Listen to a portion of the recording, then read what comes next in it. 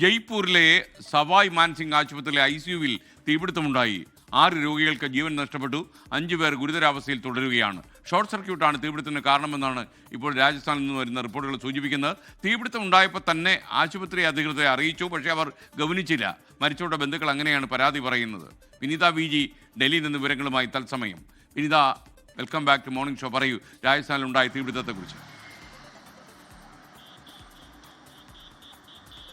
SK ഇന്ന് പുലർച്ചയോടുകൂടിയാണ് ജയ്പൂരിലെ സവായ് മാൻസിംഗ് ആശുപത്രിയിൽ തീപിടുത്തം ഉണ്ടാവുന്നത്. അത് ഈ ആശുപത്രിയുടെ 2ാം നിലയിലായിരുന്നു IC യൂണിറ്റ് പ്രവർത്തിച്ചിട്ടുണ്ടായിരുന്നത്. 2 ഭാഗങ്ങളിലായിട്ടായിരുന്നു IC യൂണിറ്റ് ഉണ്ടായിരുന്നത്. ഇതിൽ ആദ്യ യൂണിറ്റിൽ 13 രോഗികൾ ഉണ്ടായിരുന്നു. അത് ICUവിന്റെ തന്നെ ട്രോമ സെന്റർ ആണ്.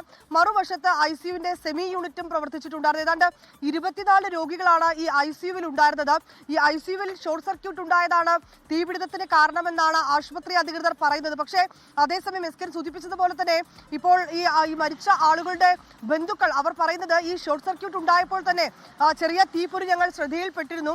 അപ്പോൾ തന്നെ അക്കാര്യം ഞങ്ങൾ ആശുപത്രി അധികൃതരെ അറിയിച്ചിട്ടുണ്ടായിരുന്നു. പക്ഷേ അത് സാധാരണ നിലയിൽ അങ്ങനെ സംഭവിക്കുന്നതാണ് എന്നും വലിയ ഗൗരവത്തോടെ അക്കാര്യം ആശുപത്രി അധികൃതർ എടുത്തില്ല എന്നുമാണ് ഈ മരിച്ചവരുടെ ബന്ധുക്കളടക്കം പറയുന്നത്. 24 പേരാണ് ഈ ICUവിൽ ഉണ്ടായിരുന്നത്. അതിൽ ഈ ICUവിന്റെ ഉത്തരവാദിത്തമുള്ള ഡോക്ടർ അദ്ദേഹം പറയുന്നത് ഞങ്ങൾ 24 പേരെയും വളരെ പെട്ടെന്ന് തന്നെ സുരക്ഷിതമായി അവിടെ നിന്ന് മാറ്റാനായി ശ്രമിച്ചിരുന്നു. പക്ഷേ ഈ ട്രോമ കെയർ ആയതുകൊണ്ട് തന്നെ രോഗികളിൽ പല ആളുകളും അബോധാവസ്ഥയിലായിരുന്നു. അതുകൊണ്ട് തന്നെ വളരെ എളുപ്പം ഞങ്ങൾക്ക് അവിടെ നിന്ന് അവരെ മറ്റ് സുരക്ഷിതമായ സ്ഥലങ്ങളിലേക്ക് മാറ്റാൻ കഴിയാതെ പോയി എന്നാണ് പറയുന്നത്. ഇതിൽ 6 പേരുടെ മരണം സ്ഥിരീകരിച്ചിട്ടുണ്ട്. ഒപ്പം 5 പേർ ഇപ്പോഴും ഗുരുതരമായി അവർ ആശുപത്രിയിൽ ചികിത്സയിൽ തന്നെയാണ് ഉള്ളത്.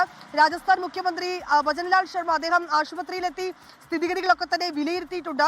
ഇപ്പോൾ ആശുപത്രിയിൽ ചികിത്സയിൽ കഴിയുന്ന ആളുകളുടെ അവരുടെ ചികിത്സയ്ക്കും അവരുടെ ആരോഗ്യനില സംബന്ധിച്ചുകൊണ്ടുള്ള കാര്യങ്ങൾക്കും ഒക്കെയാണ് പ്രഥമ പരിഗണന നൽകുന്നതെന്നും പറയുന്നുണ്ട്. ഏതാണെങ്കിലും ഈ സംഭവത്തിൽ പോലീസ് അന്വേഷണം ആരംഭിച്ചിരിക്കുകയാണ്. SK ലോകത്തെവിടെയായാലും ഏത് സമയത്തും 24 വാർത്തകളും ഓഗ്മെന്റഡ് റിയാലിറ്റി പാക്കേജുകളും എക്സ്പ്ലെയിനറുകളും വിശദമായി കാണാൻ ഞങ്ങളുടെ YouTube ചാനൽ നിങ്ങൾക്ക് സബ്സ്ക്രൈബ് ചെയ്യാം.